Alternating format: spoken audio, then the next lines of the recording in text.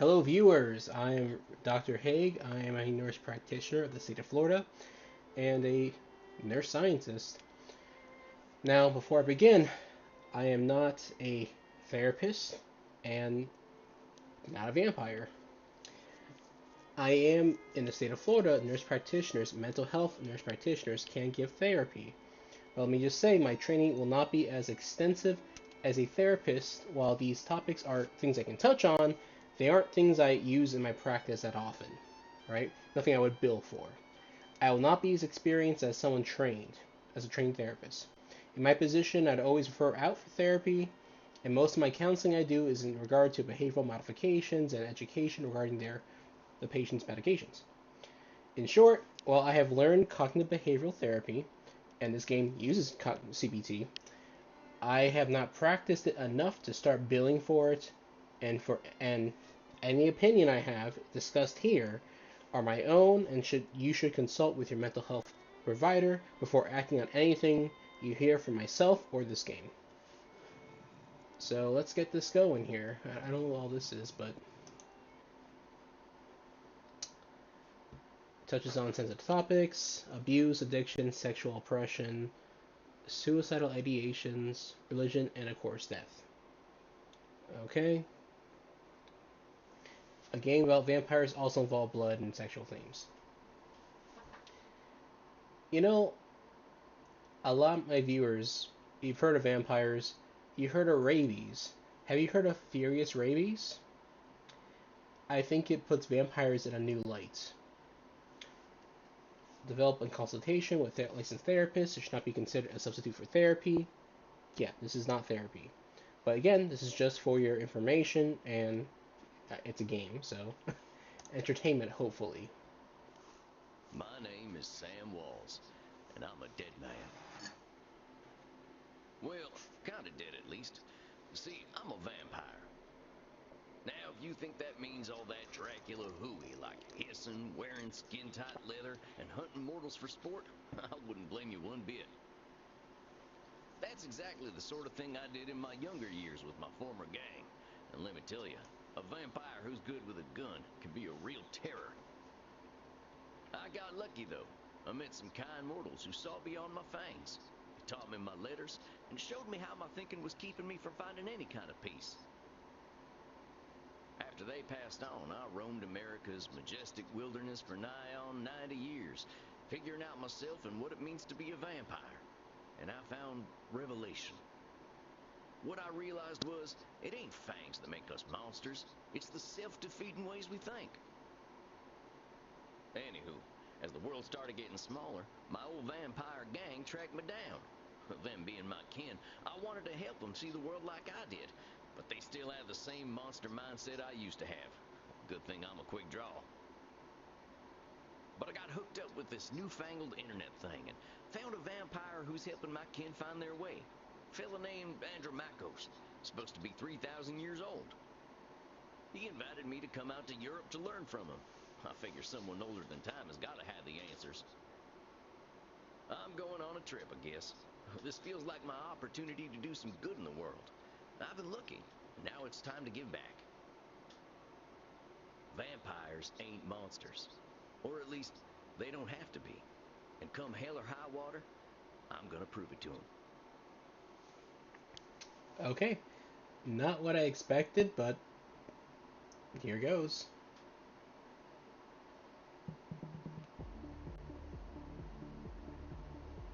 Well, I think this is the address. Number 27, Clean Flitter Mouse Street. Sure is a hell of a lot of ruckus for this time of night. People stay up late here. Wait a minute. These folk are vampires. Better watch myself. Guten Abend, folks. Sprechen Sie English? Ja, hello, old time. Are you here to party with us at the hottest club? Although we have to get past the bouncer first. If we do not, I'm thinking our... Oh, wait a sec. There's something about what she just said. I can feel it. It reminds me of one of my revelations about the funny patterns in the way we vampires think. So I might have to cut a section of the game out for adult themes. Again, vampires, media, it's what you think. Okay, understandable. Well, let's see. One type of thinking I noticed I called hot branding. That's when we brand ourselves with names we can't get rid of. There's high noon mind. That's when we treat a situation like it's a do or die showdown. Black or white thinking. Okay. And there's saloon thinking. That's when we act either helpless or invincible, like we've just drunk a pint of moonshine. I can always check my journal if I need examples. I kept all my notes about the funny ways we vampires think in there. I think I know which one of them funny ways they're thinking in, though. Hold on, compadres. You seem like the kind who can make their own fun. I don't want to have my own fun. Immernacht is the only place to be on Friday night. Wait a second. She's acting like this is all or nothing. Do or die. What I call that again? Maybe I Oh, ought to check my journal. I don't forget. want to have... Amigos, you're putting too much weight on this thing. It's a nightclub, not a high noon showdown. The night's full of possibilities. Reinhardt, I don't know what this means, but I like the way this... You make us think that maybe it is better we haven't gotten into the club. Hey, if meeting me makes your night better, I'm glad we met. You have to get past the bouncer. He decides who gets in and who doesn't. And he hasn't looked our way all night. Maybe I'll have a little word with him. Excuse me, friend. I hear you're the man to talk to around these parts. Huh. I'm here to see Andrew Marcos. Have fun, mate. Hey, thanks, amigo. You have yourself a fine night, you hear? Cowboy, what about us? Yeah, sure, they're friends of mine. Have fun, mate. Well, come on, you two. We ain't got all night. Howdy. It's Sam Walls to see you, sir.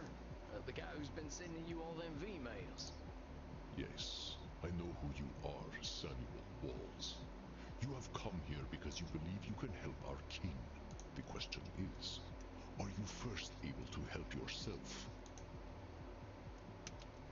Yeah. I've been fixing myself for more than a century now. I don't think I need help. Then you must prepare to learn a most difficult lesson. We all need help, Samuel. I am pleased that you have come to receive mine. Dang, you scared the heck out of me.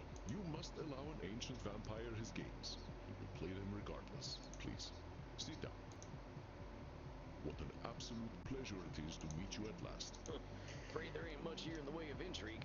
I'm just a lonesome cowboy looking for answers. You know, I receive emails every day from vampires seeking my help. Oh, it actually is You are females. very first to seek my aid in helping others. This alone makes you intriguing. I thought that was just a typo. Or a typo, but you know, endearing, endearing aspect of him not knowing what emails are, but no, actual female. Okie doke. Well, dang. I think you're going to be sorely disappointed when you get to talking to me. I'm just honored you're giving me the time of night. I have unlimited time, Sam. I am pleased to share some of it with you. Our kind can be rather set in their ways. It is inspiring to see someone so young and eager to learn. Yeah, well, I wasn't much for learning when I was alive. Just making up for lost time, I guess. It sounds as though you have been handling your own life better than most.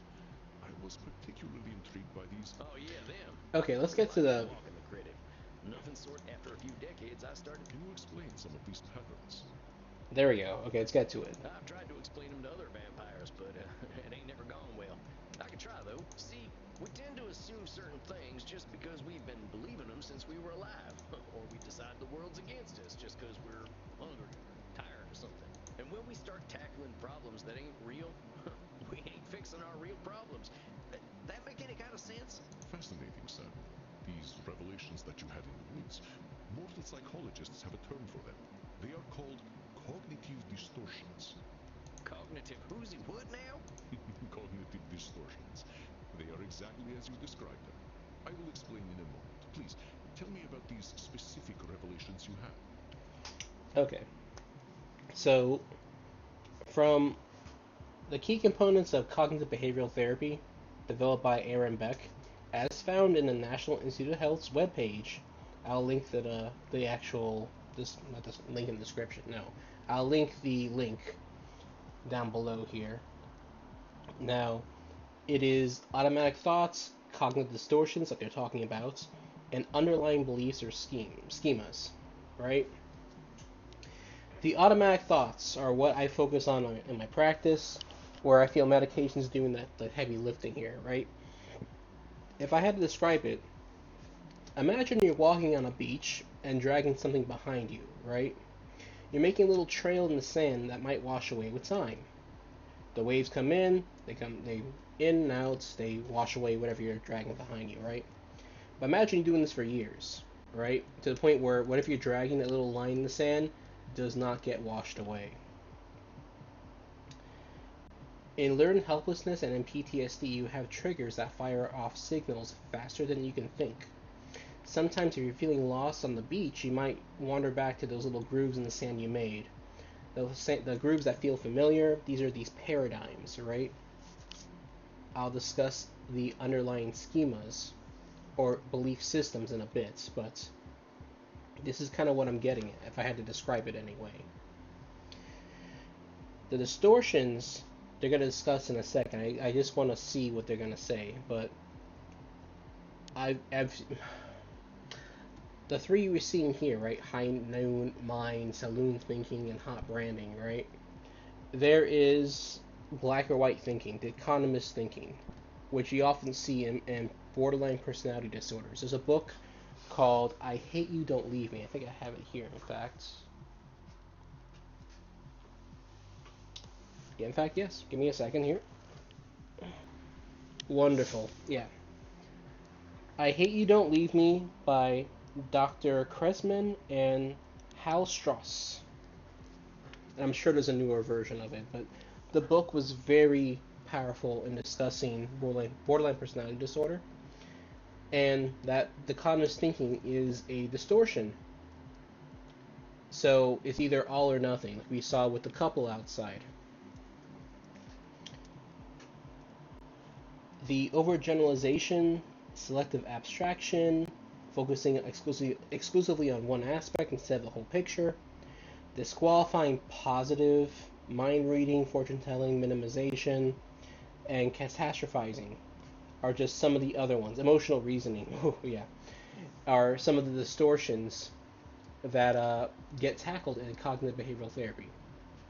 So let's see what they say. Sure. I noticed how we stress ourselves out by making everything a battle of do or die absolutes. High noon mind, I call it. Like that feeling you get right before a big shootout. I must confess I have no experience with this feeling. I engaged in Mortal Kombat long before the age of gunpowder.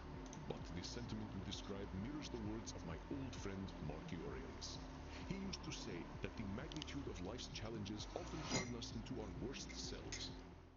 It's gonna be a lot of editing this video. I believe we can broaden your definition. Mortal psychologists call this phenomenon of binary thought polarized thinking, but I like to call it Nosferatu thinking. There we go. All or nothing. I get it. That's pretty funny.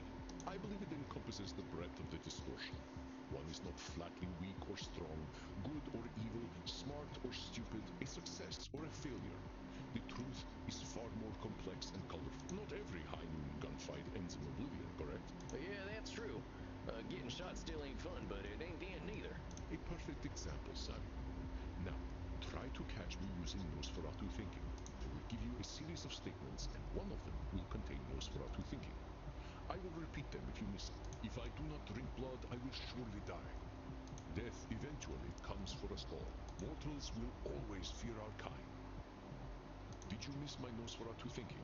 If I do not drink blood, I will surely die. Is that Nosferatu thing? No, son.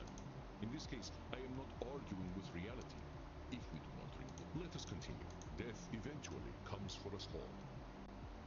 Mortals will always fear our kind. That's Nosferatu thinking right there. I've met mortals who knew who I was and weren't scared. Very good, Samuel.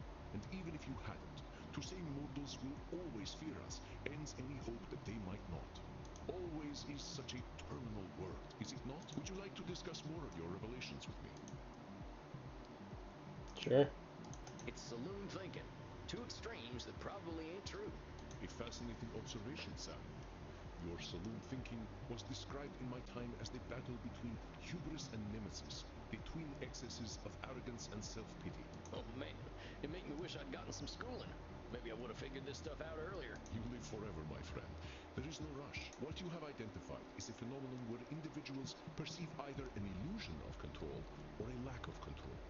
Mortal psychologists call this phenomenon you have described a control fallacy. Rarely do we have complete power over our situations or no power at all. But we create this illusion that stops us from attempting to change our perceived situations. Yeah, you're right about that. I used to think I'd never get away from my gang. Maybe that's what made me stick with them for so long. Yes, you see how cognitive distortions keep us from facing reality, whatever that reality may be. Of course, I am so old and powerful that I am always in control. You're testing me, ain't you? That's a control fallacy right there. Well done, Samuel. I am indeed very powerful. The cosmos holds no awareness of Andromachos. Of course, as you expertly pointed out with your analogy about the man at the bottom of a whiskey bottle, a control fallacy can be positive or negative. Listen to my next few statements and try to find a control fallacy. The sun will eventually burn out. I will roam a cold, dead earth, and there is little I can do about it. Yeah. My kitty cat died. I shall be lonely forever. I'm sorry about your sweet kitty, but you can always pick up a new one. Or there's lots. It was just an example, Samuel. Well spotted. But I do speak from experience. I felt this way once when I went into a Oh, dang, don't let me get on your bad side. I think I'll pass on that. I doubt you shall see it, Samuel. Did you have more revelations to tell me about? See, I used to be in a gang. They were my whole existence. If you asked me who I was, I would have said, I'm a murdering bastard. Once I got away, I realized how small-minded I was. I was Sam before I was a murdering bastard. But that's how I was choosing to brand myself. My old gang's still around, and they're still branding themselves like that. They can't see themselves as anything but killers. Very astute, Samuel. I favor the clinical term, however. You correctly discovered that labeling is a reductive act. When we call ourselves names, even if we find them accurate, we create prophecies we are doomed to fulfill. For millennia, I thought of myself as a killer. It was not untrue that killing was how I made my way in the world. I was an unstoppable warrior and assassin, but with this label, I limited myself for ages. I did not only kill people. See whether you can catch me doing some labeling in my next few states. I am so old, I am ancient. I mean, he is. Call me whatever you like, but don't call me late for dinner. Okay. How shall I describe myself? Yes. Well, that's about as clear a labeling as it gets. Yeah, we vampires. Excellent, Samuel. You are correct. Labels can be cages that we lock ourselves in. I was a mere murderer for most of my existence because that is how I labeled myself. Would I recommend this game to patients? I do not think I can. But I mean, they are giving you the information. This is technically psychoeducation. They are going over what they're going over. You got what you paid for. Yeah, I did the same thing. Sam Walls, murderer, reprobate, and good for nothing. Okay. Those are not how I would describe the Sam Walls I see before me. Did you have more revelations to tell me about? I think that's all of them. Or at least the ones that were the most obvious to me. That you recognize the concept of cognitive distortions at all is most impressive, Samuel. What took me nearly 3 millennia to understand took you nearly 2 centuries. Oh, come on, you're just flattering me. I'm just a dope stumbling his way through one life. Are you now? Tell me, Samuel, what kind of cognitive distortion are you? Yeah, I'm doing some labeling. I gotta watch myself, huh? As long as we retain any humanity, we will have cognitive distortions. As long as we can recognize cognitive distortions, we can address our real challenges. Okay. So that's kind of it, right? About the whole point of the cognitive distortions is to get better insight into your condition, into these traps you fall into.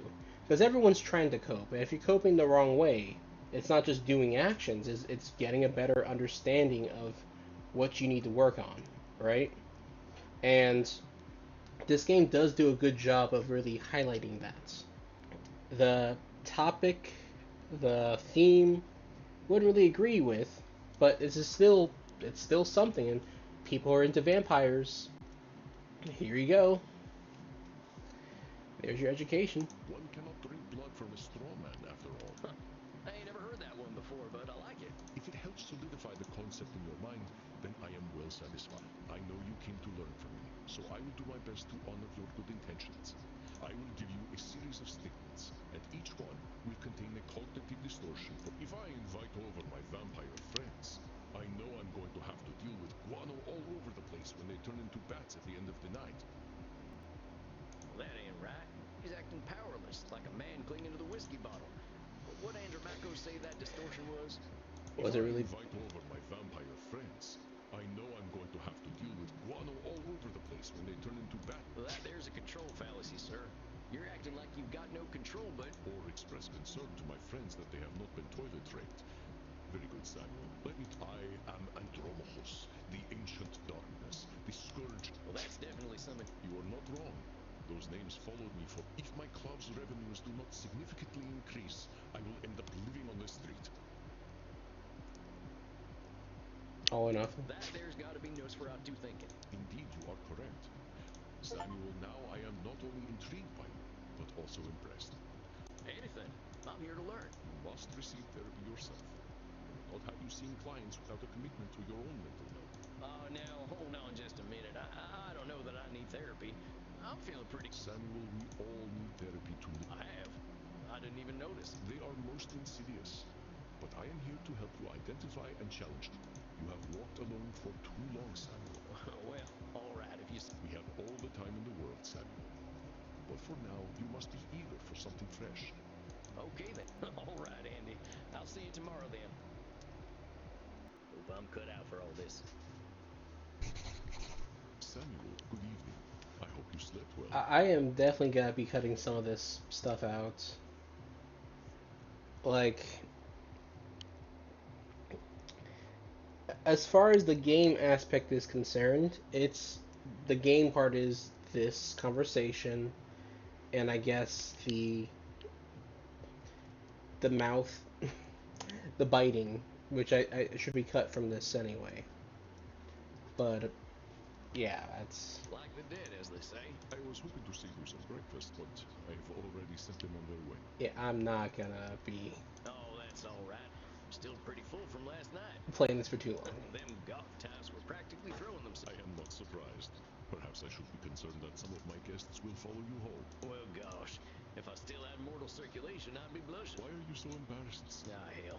Guess we should just save it for therapy. If you like. Why not? I mean... Very well. Let's start with the first question any therapist asks then. What brought you to me? Why is becoming a therapist so important to you? Well, gosh. I remember what it was like. When I see vampires acting the way I used to, And why is that up to you? You, of all people, know how lost our kind can be. Preying on the weak, dating mortal high schoolers. I've got to make them see their potential. That is a lot of responsibility to place on yourself. You got a funny look in your eye. Am I doing one of them distortion things? You are most perceptive, yes. But when you say you are here to... Well, I guess that's a control fallacy, right? I can't assume I'll be able to help other vampires the way I was helped. Very good, Samuel. Control fallacies are hard to avoid when one feels strongly about something. Your fate is not to transform every vampire you ever meet, even those who are your clients. You will do what you can do.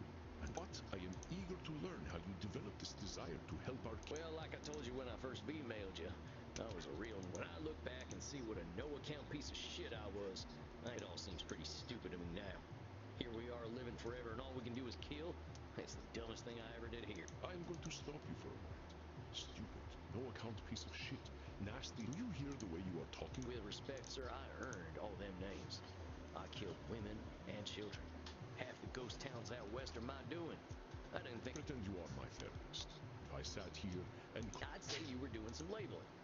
And I guess I'd tell you to look at yourself a little more kindly. Extend the same compassion to yourself then, Sam. If you wish to be a guide to other vampires, you must start with so. Now that you've gotten all that horrible name-calling out of the way, please, tell me. Well, I was on the run, you see. The Wild West was ending, and the Pinkertons were starting to get the better of my gang. I went into hiding and found a strange group of folks out in the country. They knew I was an outlaw right away, but they didn't judge me for it. They didn't even care that I was a vampire. They welcomed me like a friend. They taught me how to appreciate the beauty of the night, and I started seeing. They taught me my letters, philosophy, and how to question things instead of being scared of them. I think about them every day of my own life. They somehow freed themselves of all the judgments of the time and were better off for. These must have been the 19th century American transcendentalists, yes? Huh. I need to look into that. Yes, sir. I'm glad I died when I did, because their like just don't exist no more. Once my community died out, I started walking. That was something else they taught me how to do. There ain't nothing like having a walk and a think. I think I brought this up in one of my other videos, but walking can help your hippocampus. That's it. Like there really is nothing like having a walk and a think. Yes, that is correct. Get a rucksack, start walking. I walked in nature for about 90 years and just took in all the grace and beauty of my country. Maybe 90 minutes if it'd be fine, or even half of that, honestly. I guess I was kind of selfish though. I should have been helping other vampires the way the transcendentalists helped me. No. Why waste 90 years walking when I should have been helping others? Seems pretty obvious to me. But your should turns that which you could find fulfilling into a duty. You create an extrinsic motivator. The should idea, that's a distortion as well. Should thinking. It should be this way, it should be that way. You're creating some idea that you could, ideal situation that you may not even ever get to. Perfectionism, right? Don't gotta be perfect, just be. If you're watching this video, you're awesome, right? You may not be as awesome as you would like to be, but you don't have to be that way, right? You don't have to try, just do. Let me rephrase that. You don't have to do, just try, I guess you could say, right? As long as you try, you're fine. You don't have to complete it, you don't have to accomplish it, you still get something out of it. I may not complete this game, haha, but I'm still getting something out of it, and not just content, but also getting a better sense of these cognitive distortions. Should statements are another cognitive Oh, distortion. there you go. Something created by your own mind. Even if your should comes from a place of good, it creates undue pressure. You know what that reminds me of? So, if you're into psychology at all, you know about the id, the ego, superego. Id is your basic needs, your immediate needs, your wants, that kind of thing, right? Your superego is societal rules and pressures that you kind of internalize. You have ideas of how things should be, but that's helping you kind of have a conscience and whatnot, but that's not like the end all be all, right? Your ego is how you're going to navigate or negotiate those two forces of what your immediate wants and needs and what you should do, right? I guess you could say superego should be your should. Don't take my word for it. I wholeheartedly recommend you look into this yourself. This is just my opinion. This is just how I keep it in mind here, right? But if you cannot negotiate between your wants and how things should be, you're gonna have a rough time. And I think this is kind of what it is too. Like this guy went through so many years just walking and thinking, and now he's just like, I should be doing this, I should have been doing that. And I guess that's societal pressure or internal pressure he puts upon himself. But how are you going to compromise between your immediate needs? Like you need to walk and think about that. You start walking because you need to, right? That's fine. That should be walking myself, honestly. But the point is, this is just one of those things. This is the cognitive distortion and how it kind of applies to other theories. And what do we do once we are pressured? We resent the shoulds. We procrastinate. And as you know, we have a lot of time to procrastinate. Oh. You got that right. Why do today what you can do next century. Exactly. Short statements remove the intrinsic joy from that which you find fulfilling. That is true. You feel guilty for things. You feel guilty for what reason? For no reason. There are people who have guilt out of nowhere. One of the instruments that measure depression is called the Patient Health Questionnaire. I think it's 9 question. Health PHQ-9, right? And one of the questions they talk about is referring to guilt, and this is where that's coming from. Or I guess this is kind of similar to that. Again, don't take my word for it. Look it up yourself. But from my understanding, this kind of ties into that. So you have your id, ego, superego. You're trying to negotiate between what you need and what you want, like what you want and need versus what you think you should be doing. More your morality, right? Hey, you want $1 million? Don't steal or kill for it. And then you have, if you go too much into your shoulds, into morality, you're just morality for morality's sake. You're not going to enjoy anything. What kind of life is that, right? I'm not saying go and just do, evil, but you should find a safe way to compromise between your wants and your morality without sacrificing joy. Hold on, though. Ain't there some things we really should do? Of course, there are things we must do, but nature herself tells us what they are. We invent the rest. Here, let me give you an exercise. Listen closely. See whether you can find the should statement. I should go to the vampire dentist. You know what they say. I should drink blood today. I should take my blood partner Crimson out on a date. I should be wary of sexually transmitted diseases. Did you miss my should statement? That I should go to the vampire dentist.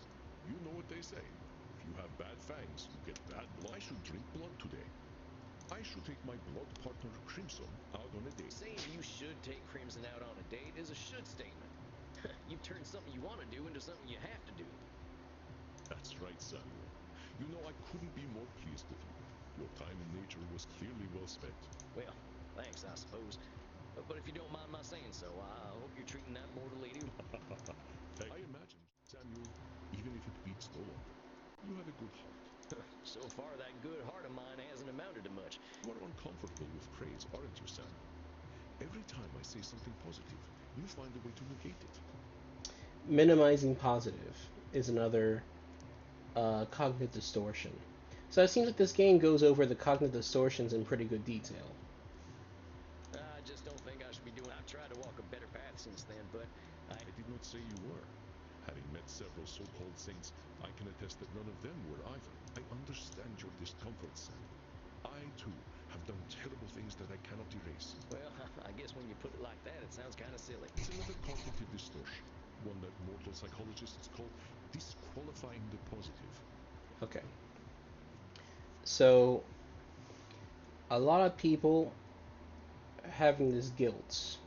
You're kind of negotiating between your id and your superego, and if you're really into your morality, sometimes you kind of feel guilt out of nowhere, right?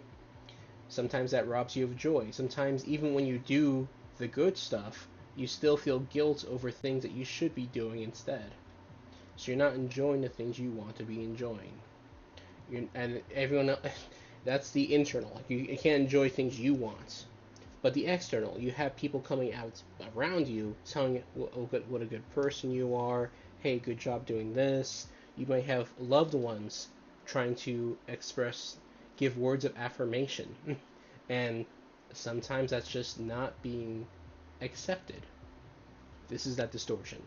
I understand that the actions of your past are difficult to bear, but what we are here to do is accept reality, with both its positive and negative aspects. I am not saying that you should disqualify your negative actions, but merely note when you disqualify the positive ones. Yep. So again, it's all about the insights. So there's a lot going on here. Among your friends and family, you've probably noticed this, even among my viewers here, right? Among yourselves. You've experienced or displayed some of this before. regardless, the important thing here is to gain insight into your distortions or these traps you can fall into. Alright? Let us try an exercise. See what I am Andromachos. Before I became the vampire I am now, I have defiled the innocent. I have killed countless people. The good I now do pales in comparison to the evil. That's the one. You're literally disqualified. Well done, Sam. I believe the recognition of this distortion will serve you well when you start to see clients tomorrow. Okay, so technically this would be an e-health game if it wasn't so, I mean, it still is. This is an e-health game. But this would be e-health game I would recommend if it wasn't, the subject matter wasn't so, like, I don't mind adult games, but if it's like the hook, I guess they're afraid that people would be bored of it, like automatically. No, no. Whoa, tomorrow? I only just started learning these here cognitive distortion things. I will, of course, be with you. You'll need But tomorrow? My friend, we are never truly ready. That's true. But if it would ease your concerns, we can practice with further examples. Would that be helpful to you? I think I'm good. All right, Sam. Yeah. Jump. Okay, You as well, Sam. let's get Rest in peace. to the actual game. This is all the tutorial. I think we're going to end it here for tonight. The next episode, we're going to be trying these cognitive distortions out, and I'll go over the third part of the CVT approach, which would be the schemas and the core belief systems.